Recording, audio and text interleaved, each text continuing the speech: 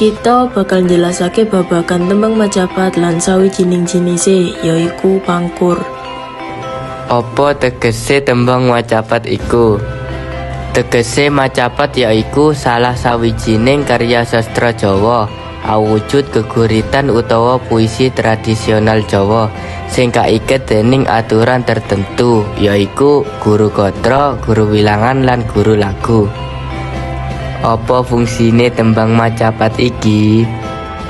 Fungsi tembang macapat yaiku minangka sarana piwulang urip lan pitutur luhur, medharake rasa pangrasa, ngiringi cerita wayang utawa ketoprak, serta ngeleluri kebudayaan Jawa.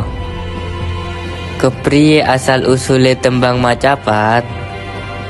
Asal usul tembang macapat yaiku muncul ing pungkasan masa kerajaan Majapahit lan dipun rembakaken dening Wali Songo minangka sarana dakwah Islam ing tanah Jawa.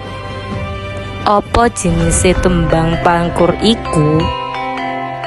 Tembang pangkur yaiku salah siji jenis tembang macapat kan nggambarake menungso sing wis umur, ngungkurake kedonyan lan fokus marang ibadah. Sekar macapat pangkur.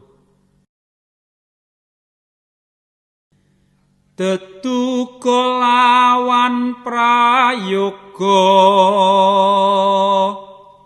Miang watara reringa aywa lali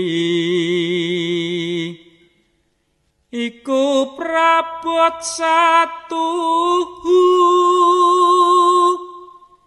tan kena tininggalo tangi lungguh hangadeg tuwin lumaku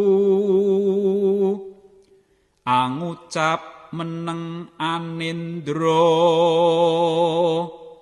tuga-tuga norakari